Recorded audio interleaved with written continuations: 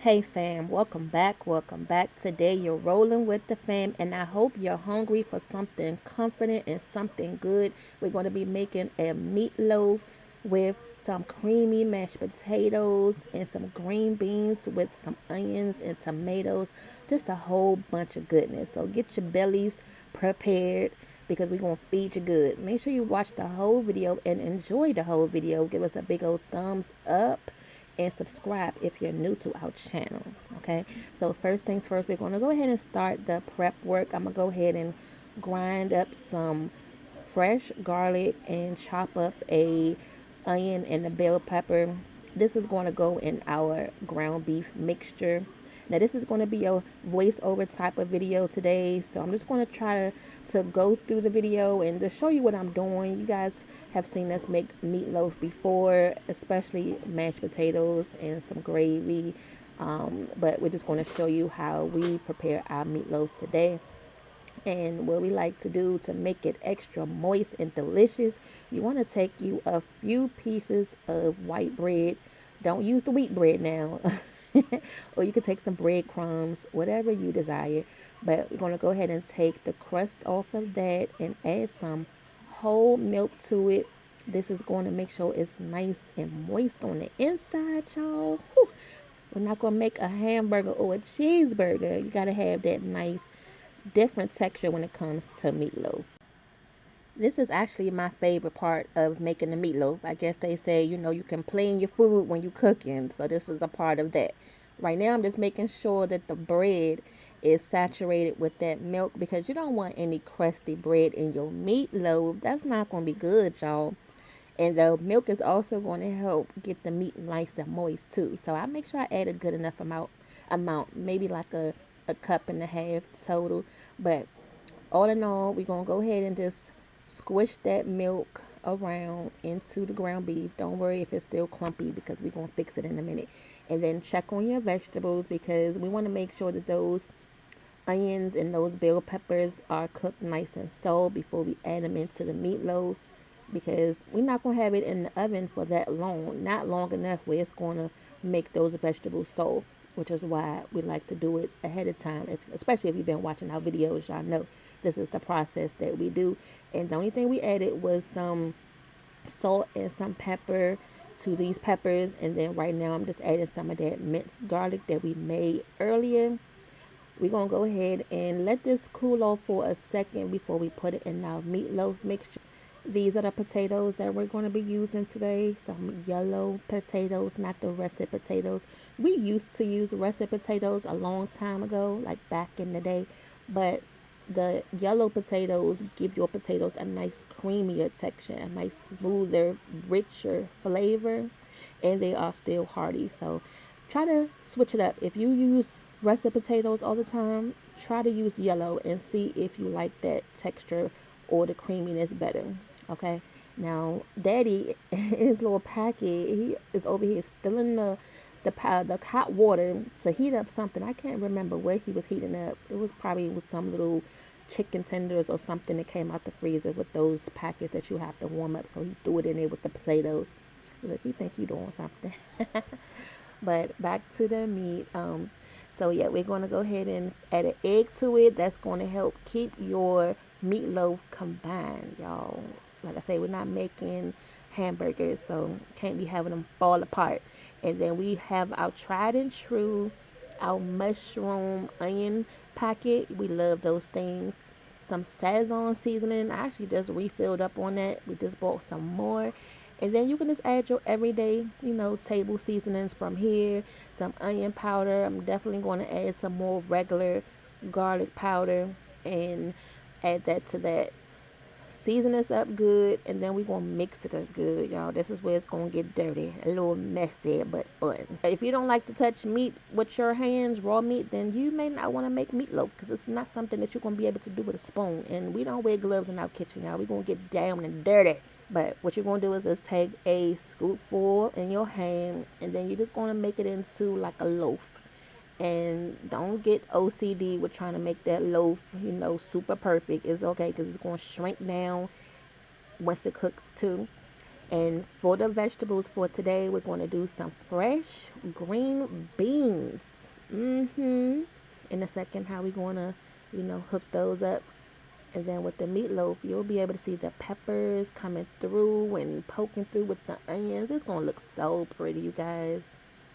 Now, the individual meatloaves will help if you don't want to hack up the whole loaf of meatloaf. And we're going to make our own little sauce concoction in a second to put right on top of these meatloaves. So this is going to be a real fun, comforting, stick to the ribs type of dinner and then take your butt to sleep. I'm going to finish doing this part, y'all, and then we're going to come back once we are ready to move on to the next step. Now, I did also want to show you how the regular loaf will look also, because we did have a little bit of extra meat left. So I wanted to show you how both versions will look, either the mini way or in the actual loaf size. Creamy. Now, I don't know about you, but we always love to experiment without butters. And this was some good creamy butter right here. And of course, we caught it on sale. That's the only time we buy those expensive butters.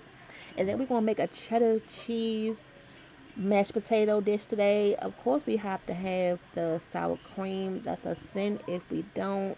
We had about a quarter left of that bottle, so we went on ahead and added the rest of that. Go ahead and add some garlic to it. Now, I thought about it after the fact, but I could have added some of that fresh garlic that we messed up in the beginning, but that's okay. The garlic powder is fine. And then I'm also going to add some pepper and some salt to this also. Chop these potatoes up. You can make them as chunky as you like, but we're not going to make ours as chunky as we like, though. We want to get them nice and soft and creamy, and we're going to smooth them out with a little bit of heavy cream. That's going to add another little element to them. It's going to give it a nice rich flavor. And then use a whisk. That's going to help bring some air to the potatoes and give it a nice wet feeling, like you eating at a 5-star restaurant, y'all. Okay, don't believe us? Try it the next time you make some potatoes. You're gonna see the difference between using a regular spoon and using a whisk. You know it's done when you can go ahead and finally put them in your serving bowl. We're going to go ahead and keep them warm. And to keep them warm, you can either put these in the oven or put them in your microwave. And you can actually add a little bit more butter on top to keep them moist. But you choose how you want to do it. We're going to go ahead and set these to the side. We're going to go ahead and start working on these green beans. Now, the magic with cooking these green beans is all within the bacon grease and those fresh cherry tomatoes and the onions. And then to that mix, we can add in some oyster sauce and a little bit of spice, which is the gochujang sauce, a little bit of sesame oil. Y'all, it's going to give your green beans a whole nother level. Your family is going to bite into them and they're going to be thinking like, what am I eating? Is this green beans or something else? But kick them up a notch. Y'all know how Emerald say, turn it up a notch. Just added a little bit of Sazon on them. It really didn't need too much more flavorings. But now we can go ahead and move on to the sauce for the meatloaf. This is going to give it a nice flavor. Everybody does their meatloaf sauce a little bit different. Now everybody does their sauce different for their meatloaf. But when I tell y'all that A1 sauce really did add a nice extra taste to it, it was so good. Something different. We're going to drain a little bit of that excess grease off before we add the sauce on the meatloaf. And then we're going to cook it in the oven on 350. Actually, you can do 375 for about 10 minutes in between each round. And then we're going to continue to baste it. At the end, we'll put it on broil so it can get a little bit more, charred in color. But these are going to be so good. You just really want to make sure it's covered on all the sides. Get them nice and sticky. And do the same thing to your loaf. These green beans are done at this point. You see it's nice and bubbling. And then for the mashed potatoes, for the gravy, we're going to mix the cream of chicken with the cornstarch slurry. That's going to make it a little bit more thicker. And of course, the cream of chicken is already thick, but this is going to be thick enough where it's going to sit on top of the mashed potatoes and stick to your bones. This is our second time doing the basting of the meatloaf. And this is probably going to be the final time that we're going to do it. You're going to see it's still a little bit of excess oil in the bottom, but that's okay. That's still keeping it nice and moist so it won't be dried out, y'all. That's like the worst thing is to have some dried out meatloaf. So it's okay if you still have a little excess in the pan. Add some pepper to your gravy. And as you can see, it's nice and thick, just like how you want it to be. Give it a little final stir, and then we're gonna be ready to go ahead and fix the biscuits. We love Red Lobster, and they're known for their cheddar bay biscuits. So you can pretty much make these at home now. So for your gravy, you still want to add a little bit of seasoning to, spice it up a little bit. So we're going to add some onion powder and some white pepper. If y'all don't know, white pepper is really good, just like black pepper, but the white pepper does a little bit something different. I don't know, it just tastes better. This is how the biscuits are looking. You just want to bake this according to the package directions. I pretty much know how to make some biscuits, okay? Just put them in the oven on 350 for about 10-15 minutes until they're nice and golden brown. We're going to go ahead and take the green beans out. We got the okay from Daddy and Porter. They were really good and tender. That's his main thing, is, are they tender enough? And then we're going to go ahead and do the final touches for the biscuits. Now, I don't know what Red Lobster was thinking, but they need to be fired at this point, because where is the sauce, the seasoning in the packet? We're supposed to have like the honey butter flavoring. And as you can see, this packet is empty. Nothing. Zip. Nada. So y'all get a thumbs down for that one. Like, it's no exceptions for that one. The thumbs down. So we just added a little bit of butter on top and just called it a day. And it can't be a Sunday dinner without the dessert, y'all. Ooh. Now this is one of my favorite things right here, is these fruit tarts. And they are so fresh. The kids love them too. I really want to make our own, because we do have a tart pan, and I have been wanting to do this for so long. So if y'all want to see us make one of these homemade from scratch, y'all make sure y'all go ahead and comment down below. But go ahead and top those biscuits with some butter, and we're going to go ahead and fix y'all a plate. Are y'all ready to eat?